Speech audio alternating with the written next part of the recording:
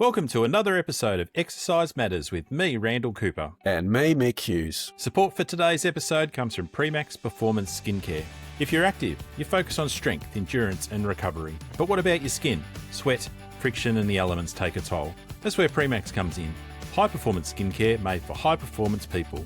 From recovery creams to anti-chafe balms, massage creams to exercise-specific barrier creams, we help your skin go the distance. Keep your skin as fit as your body with Premax. Available now at premax.com. And support for today's episode also comes from Learn.Physio. Health professionals, are you staying ahead of the game?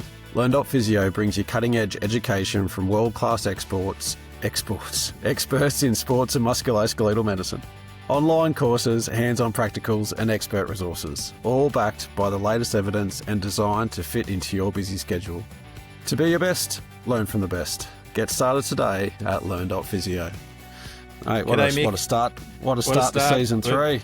We've had a break, and you can tell already. Right, if that's as rusty as I'll get, then I'll be happy. But welcome back to us. We're back. Good to be sitting on the other side of the camera to you. Yeah, it's been a little bit longer than probably what we both thought, but we just had to do what we had to do, and we're back, kind of talking shop again. So I'm really looking forward to this season. Mate, so did we get a sponsor in the off season? I think you're aiming for like McDonald's or some sugary drinks. I was going large. Nothing. No, we're delighted to continue our warm association with Premax and Learn.Physio. So we'll continue. Two outstanding products we got there, mate. So, mate, it's good. It's good to be back. I've missed it.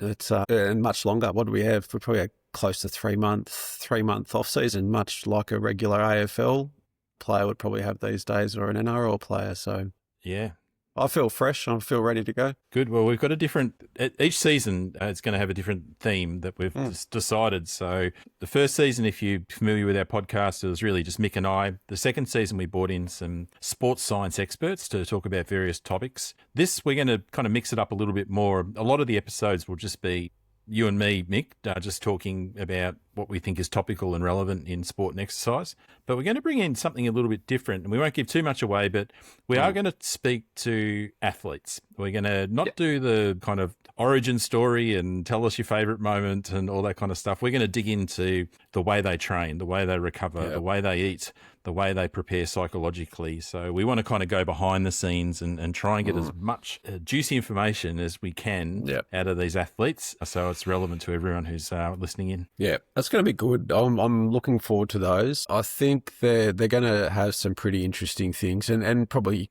the stuff that we've talked about I think will be really good to tease out of those chats. You know, how they do sleep, if they use protein, creatine, how much they use of it, what their resistance training schedule is like. And I think some of the athletes will be getting, without giving too many names away, you know, those that are probably in the kind of endurance, multi-sport type of athlete. I think they've got some pretty interesting ways they go about their business. So a little peek under the hood of what it's like to be an elite performer. I think that's going to be really cool. I'm looking forward to those chats.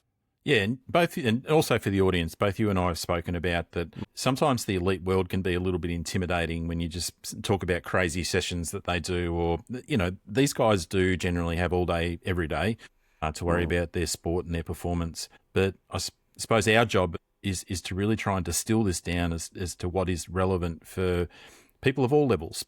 That it's not just people who are going for Olympic gold medals and wanting to win world championships, that it's also for people who are just wanting to stay healthy and fit. Yeah, I'm just keeping my head above water at the moment. I'm just trying to get those little bits of information to help with all the little bits of training. So I'll be listening with good intent. Yeah, awesome. Well, we've got an episode today that we're going to kick off season 3 with, and it's a big one. Like we've tackled a few big topics in the past that are very topical, and this is another one that's on everyone's lips at the moment, both for sports performance reasons, but also for longevity and health reasons as well. The longevity aspect of VO2 max has definitely come into the discussion over the last 5 to 10 years in a big way. So we're going to talk about VO2 max. What is it? What it misses? And whether it's worth chasing as a number. So I'm going to divide this up into 4 sections. First section is what is it?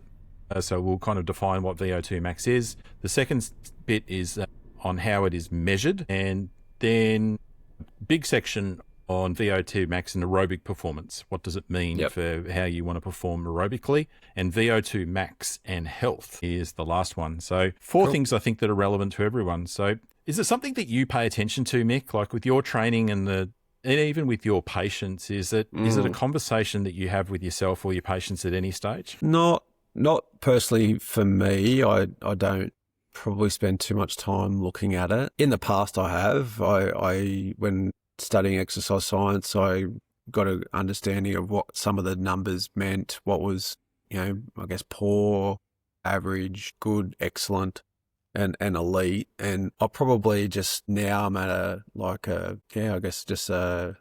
keen observer of numbers, knowing that, like if you're up around the sort of 70, 80 mark, like you've got a good motor and you've got a good tank, or even probably above 60 to be fair. And I think people who like numbers, I've got a few patients that are, kind of soccer players, AFL players, and I'll get them to keep an eye on their numbers. I guess like anything is how can you regularly and reliably get that outcome measure, the VO2 measure, and track changes over time. And obviously, with all the technology, I go into my phone and it tells me I've got a score of 35, VO2 max, which is pretty rubbish. But I think for those that are chasing numbers, it'd be a nice way to say, okay, here's where you're at today. Here's a test that we can do to identify your current VO2 state. Let's track your changes over the next month, 2 months, 3 months.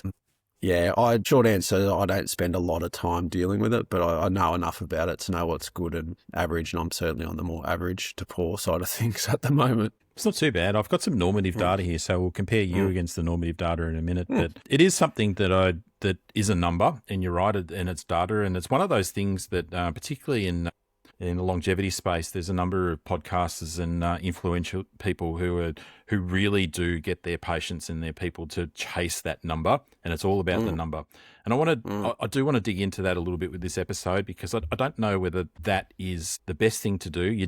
A good VO2 max is actually really good for your aerobic performance, and it's really good for your health. Like, I'm going to give it away right away. But the numbers itself, doesn't necessarily correlate to how fast you're going to run that marathon or how long you're going to live. So we'll dig into that as we go along. Yeah. So let's just start with the definition. So VO2 max is the highest rate at which your body can take up, transport, or use oxygen during whole body exercise. So it's usually reported in litres per minute, or most often it's milliliters of oxygen per kilogram of body weight per minute. So they've actually got some normative data.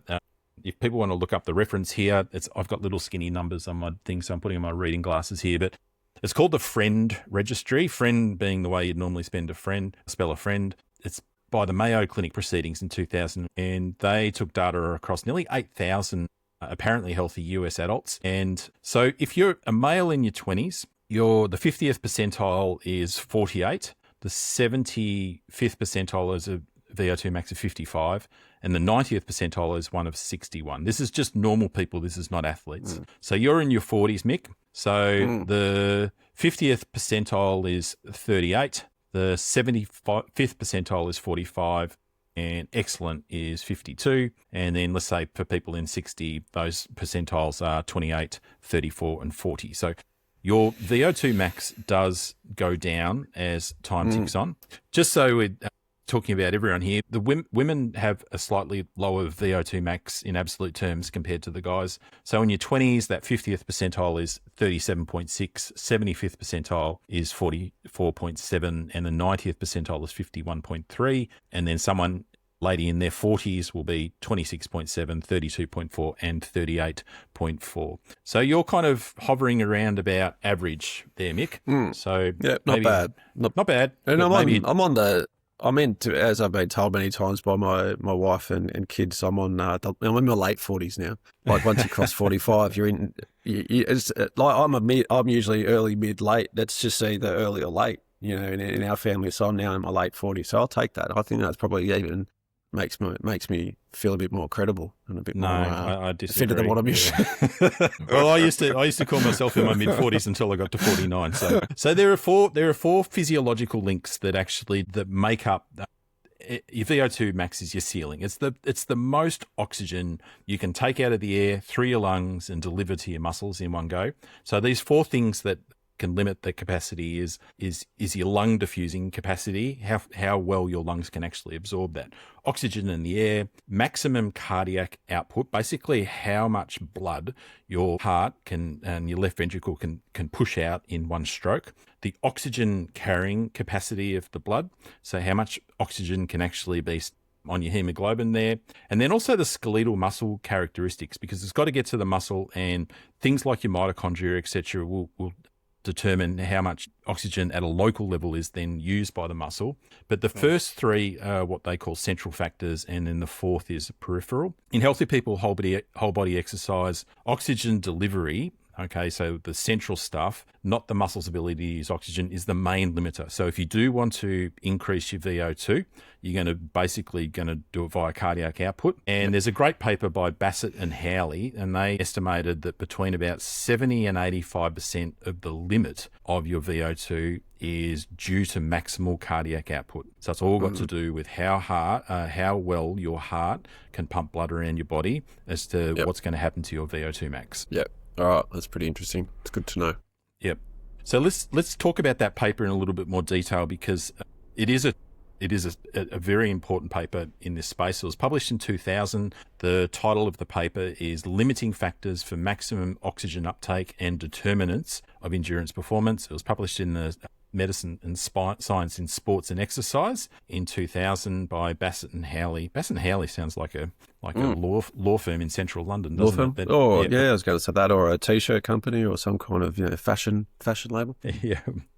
So that it was essentially a commentary article that looked at the evidence on what limits VO2 max, and they looked at pulmonary function, cardiac output, blood oxygen carrying capacity, and the skeletal muscle characteristics, as I suggested, and on how VO2 max, sustainable percentage of VO2 max, and running economy combine to determine distance running performance. So they looked at the studies that manipulated oxygen delivery. So that will be things such as blood doping or training at altitude or even beta blockers, and how much that changed the VO2 max. And it did. Once you took oxygen out of the air at altitude, for instance, everything went in that direction. They also found, and this is probably a no-brainer, is that training raises VO2 max mainly through bigger maximal cardiac output. So mainly that is stroke volume. So those of us who have studied any kind of heart mechanics stuff, is that when your chamber pumps, there is an amount of blood that can kind of push around your system. And by training your VO2 max, the amount of blood that is pushed around your system increases. So that's a very good adaptation for endurance athletes. The other thing that they looked at was that the mitochondrial enzyme content in your muscles can actually double with the right kind of training, yet VO2 max rises only about 20 to 40% in the same studies, showing that the mitochondria matter more for economy fuel use than just for maximal oxygen sealing. So basically the summation here is that the VO2 max sets the ceiling. That's how much your body can actually use oxygen, but underneath that is your threshold and also your economy. So it's that they're the things that actually define how fast someone can run a race. So it's great to have a VO2 max of, let's say, 80 or whatever, but if you can only sustain your threshold at, let's say, 60 or 70% of that for a race, the person who's got the same VO2 max but can sustain a threshold of like 80% of their VO2 max is just going to wipe the floor with you.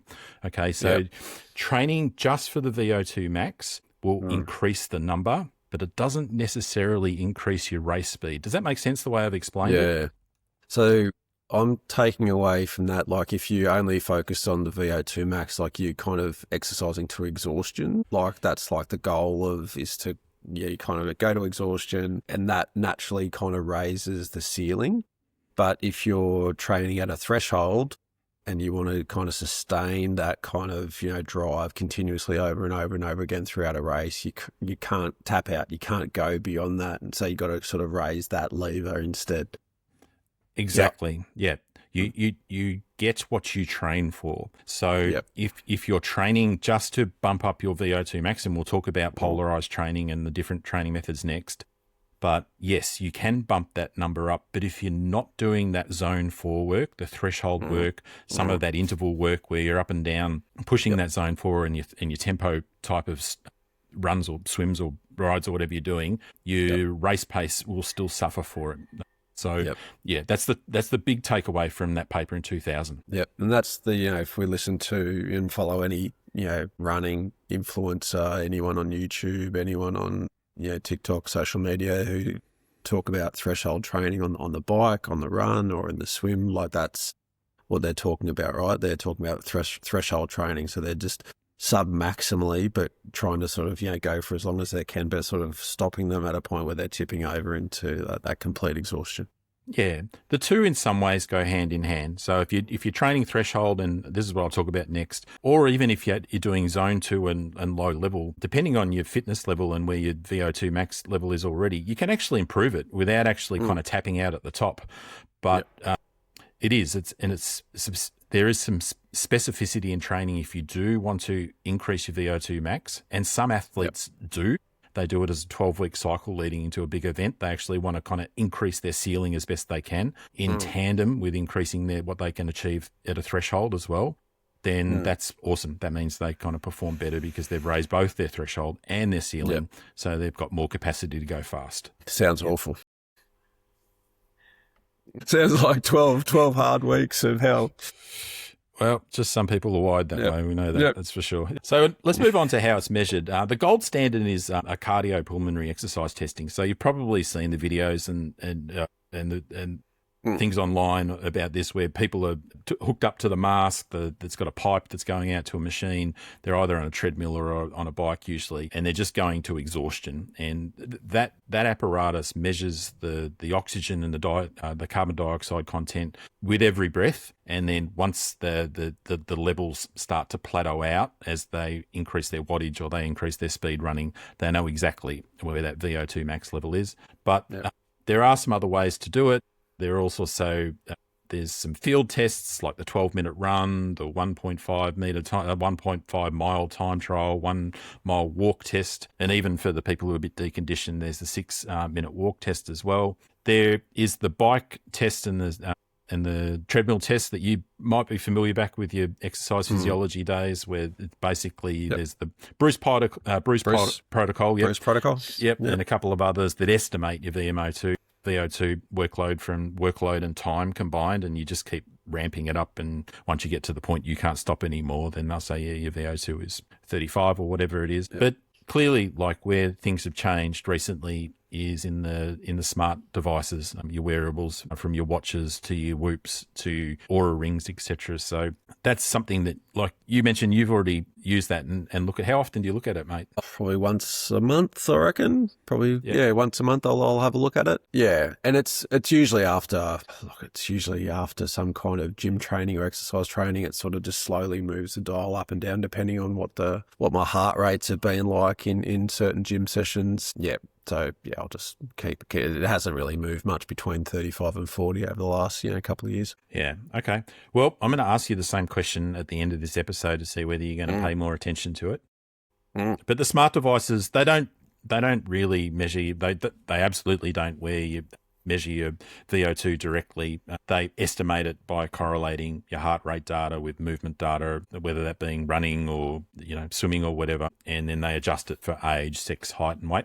There are different algorithms between like the Garmin's and the Apple Watches and the Whoops and whatever. I won't go into too much detail, but there was a 2021 study that found a mean absolute percentage error of about 5% for outdoor running sessions against the usual spirometry. So it's one of those things where we spoke about this, I think, last season with the wearables with heart rate data, and that is that it's a reasonable proxy, but it's not perfect by any stretch. Yep. So, for me, do I pay attention to it? Yes. Do I take it as an absolute, yes or no as to whether it's absolute or not? No, I don't. So I'll look at it and watch for trends. I won't look for the absolute data. Yep.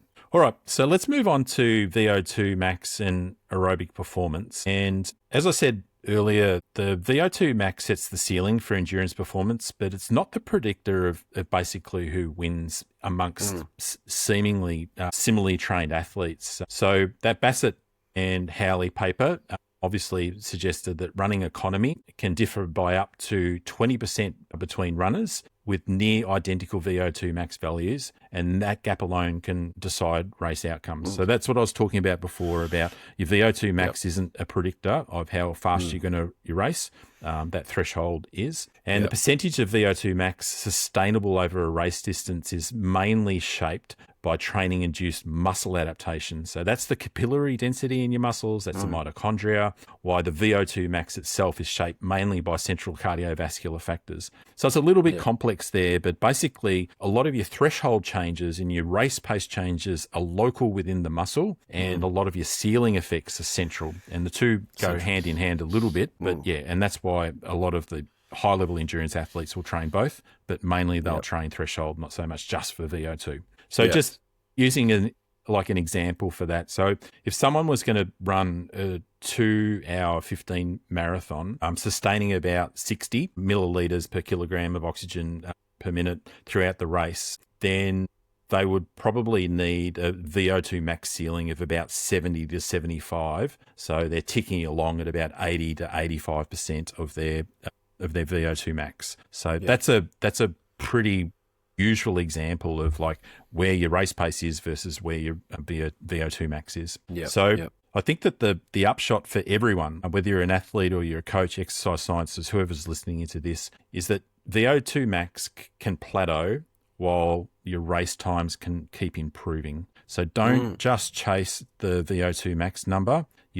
What you can achieve during threshold runs is probably more indicative of how you're going to perform versus just your VO2 max anyway. Yeah, that's interesting. Why do you think then, like if it plateaus, why do people still focus on the number? Is it just something that's people have just done what they've always done? Because it just sort of sounds like and I just even think outside of like triathlons, runners, cyclists, like even team sports where, soccer, AFL, there's going to be like people that perform at, are going to have high VO2 maxes, but that's going to be a different, I guess, conversation, because that's now going to be, skill errors are going to come into play between those who win or lose, or who, perform well on any given day. And I think that's probably where the context comes in. Even in a run or a swim, there's going to be tactical or technical areas on an individual sport level where you could have the highest VO2 max, but you could still, absolutely balls it up on the day through poor race tactics. So I think that's where, like, you can obviously see those that have got a high VO2 max are going to be able to, in this sort of stratosphere of elite athlete,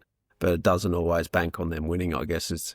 What would be the motivation for a coach to keep on chasing that high VO2? There's some merit in chasing a higher VO2 max, because essentially it's your full throttle. So like if you don't have a high VO2 max, it's only a percentage of your VO2 max that you're going to be able to sustain a threshold or a race pace. But I think you're right. I think that too many people chase that number. They should be more so thinking about just what they can sustain with their threshold tests, whether that's the power test, in cycling, or whether it's a 2-kilometer run time, with your running. For the AFL players is a very common test, for instance. You'll find that the sports science and the coaches in an AFL team, for instance, will not talk about VO2 max hardly at all, but they will always talk about what they can run for a 2-kilometer time trial. 2K or a 3K, Yeah. So, and I think that if any coaches are just chasing that VO2 max, then that's something that maybe they should consider. But I will say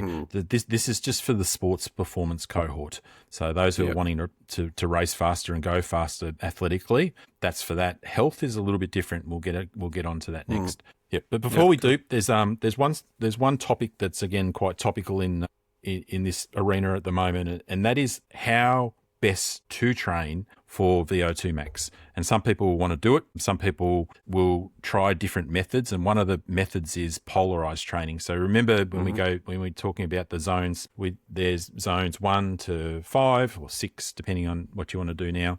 Zone 1's recovery. Zone 2's really low level aerobic. Zone 3 is aerobic. Zone 4 is kind of pushing up into your threshold. And then zone 5 is really kind of as flat out as you want. And the polarized training is really kind of going from zone 1 and 2 up to zone 4 and bypassing the zone 3 essentially. Whereas like a pyramidal model is to kind of go up and down, and then there's zone 2, etc. So they actually looked at this to see what what type of training modalities improve VO2 the max. And it's a paper by Oliveira and colleagues in 2024. It was published in Sports Medicine. The title of it is Comparison of Polarized versus Other Types of Endurance Training Intensity Distribution on Athletes' Endurance Performance. This was a systematic review and meta-analysis. We love our systematic reviews and meta-analysis on this podcast. Yep, rightfully so. And it assessed 17 studies. There were 437 participants combined in this study, and they compared polarized training against threshold, pyramidal, high-intensity interval training, and high volume for peak VO2. They also looked at other things like time trial performance and time to exhaustion. So these are very common metrics kind of in this space. So what did it find? It found that polarized training produced a small but statistically significant advantage for VO2 peak over other distributions overall. So it worked. But what they found was that peak VO2 advantage was only significant when you actually did that style of training shorter than 12 weeks, and it's only in highly trained or national level athletes. So to do that polarized training to bump up your VO2, you had to be world class basically, and you had to do it for under 10 weeks. So probably 99.9% of the population, this probably does not apply, and they probably do not need to train this way. But if you're at the sharp end of sport and you want to just kind of peak your VO2 max leading into a big race, then this may be the way to do it. Yeah, interesting. Yeah. So that's VO2 max in athletic performance. Now we're going to move on to VO2 max and health. So cardiorespiratory fitness is one of the strongest predictors of all-cause and cardiovascular mortality, and it's actually a stronger predictor than being a smoker, having hypertension, having high cholesterol, or type 2 diabetes. Can you believe that, Mick, that basically any of those risk factors that we always know for and screen for in the doctors, there's actually more evidence to suggest that low cardiorespiratory fitness is a higher likelihood of you having a morbidity or dying. That's hit me. That's knocked me for six. That's goes a lot to say how important it is to have that basic level cardiovascular function. I mean, yeah, you can see probably goes hand in hand with some of the metabolic diseases and lifestyle related diseases, but that's a really important finding. So this was a big paper that cited a lot. It was put together by the American Heart Association, and it was a scientific statement that was published in 2016. The title of this paper is The Importance of Assessing Cardiorespiratory Fitness in Clinical Practice, a case for fitness as a clinical vital sign. It was published in Circulation in 2016, and it just reviewed decades of essentially kind of retrospective data. And these are some of the findings. Okay, so across numerous cohorts, cardiorespiratory fitness predicts all-cause and cardiovascular mortality as strongly as or more strongly than smoking, hypertension, cholesterol, and type 2 diabetes. I mentioned that earlier. Each 1 MET increase, so 1 MET is essentially about 3.5 points on 3.5 milliliters per kilogram per minute in VO2 max. So each MET you increase, the associated mortality risk drops by 10 to 25%. So even just a little bit, even if you just improve your cardiorespiratory fitness by 10 to 25, just by 1 MET, your chances of dying go down by almost a quarter. It's significant. And they found that the most effective group, or the group with the biggest change, was going from extremely low fitness to moderate fitness. So if you do no exercise at all and you're kind of our age or older, then don't think that I have to be kind of doing, like cross-country skiing or running a marathon to kind of get the fitness I need. You can just improve by a little bit and things will improve markedly for you. It's a really significant finding. That's a huge finding. It's so 3.5, so you're going effectively from a 20 VO2 max score up to a 23.5. And all of a sudden now we've got a 0.25%, all cause mortality risk reduction. It's unbelievable. Yeah, it's so significant. But it's not only just all cause mortality. They also found that higher cardiorespiratory fitness also predicts less surgical complications, less heart failure, hospitalization, less stroke, less dementia, less metabolic syndrome, less type 2 diabetes, and actually several cancers as well. So it is this study kind of showed that basically it is probably the biggest lever that we have to aging well and to staying fit and healthy. But as I said at the start, when you go and see the doctor and they ask you about smoking, diabetes, you blood levels and like your cholesterol levels, etc., they don't say how fit are you and what's your VO2 max. And this American Heart Association said that basically it should be as important as any of those. Yeah, and like I said, it's not it's the lowest physical activity group that saw the biggest gains. And that's where, like, when you come off a really low base, and probably a lot of people have experienced this, like the gains you get are so rapid early. Like we look at the World Health Organization. This is what I lean on quite a lot with my patients and the people I have conversations with every day about sustainable exercise and quality of life and movement. Is just to be able to tick off those 150 minutes per week of moderate intensity exercise. Like some people don't like we talked about this in previous topics, some people don't like the high intensity work. It's too uncomfortable, it's unsustainable. But for someone to, get that 30 minutes of moderate intensity exercise where they're getting their heart rate up to 70% of their max, or 5 or 6 out of 10 discomfort on a RPE score, and try to basically bank in some good regular weeks like that to go off a low base to get up to that level, like that's game changing and ultimately life changing for a lot of people. I don't think a lot of people really probably see the value in that. Yeah, they may prioritize other things to cut back on. Like if their doctor said, I'm going to cut back, you got hypertension, here's a pill for that, or hey, maybe you should cut back on your salt intake, or they'll kind of sort of look at things about reducing into their days, but not necessarily add to their weeks. So I think that's like that's something that we probably all need to think about, of how we can sort of build things into people's days and weeks to make that life-changing change. Exactly. I couldn't agree more. The last paper I want to mention just kind of is a nice add-on to that one, and because the question is like, is there a ceiling? Can I do too much in that, like, can I do so much aerobic exercise that it's actually going to be counterproductive and it's going to be worse for my health by doing? There's a paper by Sager and colleagues that was published in the JAMA network. This again is a free access paper, so you can get it.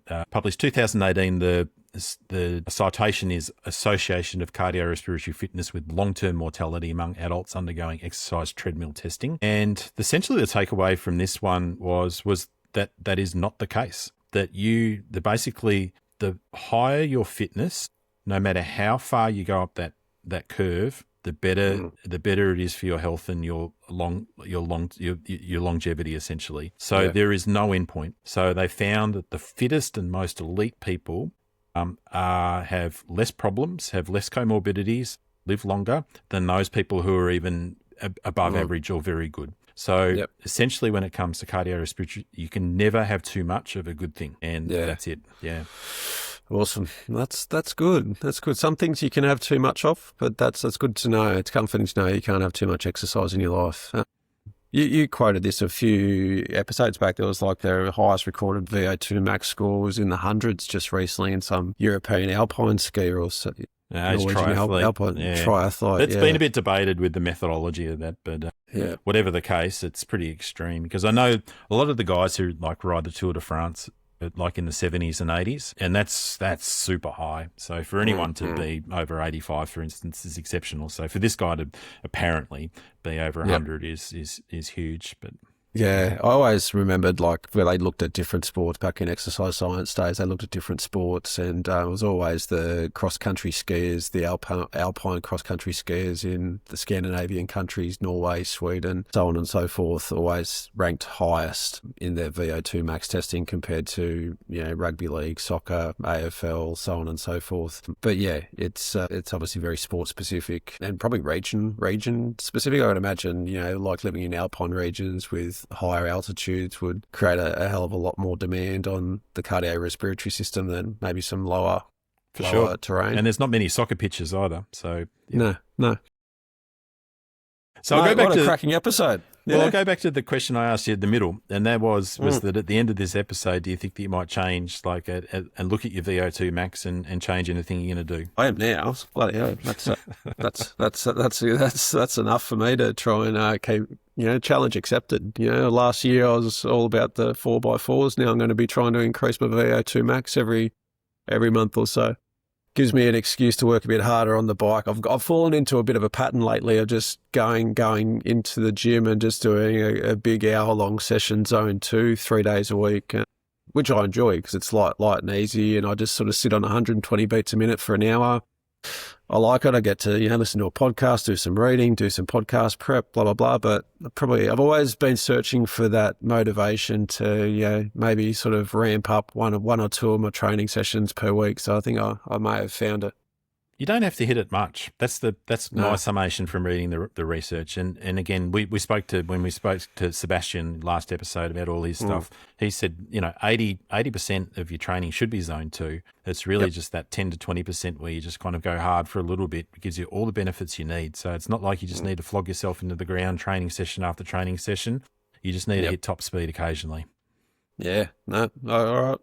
Well, let's check back in maybe 4 episodes time, and we'll see how we're going. Well, we kicked off last season, season 2, with the 4x4, if you remember, and we kept talking about that with you and how you changed it for probably about 8 to 10 weeks. So we'll see whether this one helps. This could be the theme of season 3.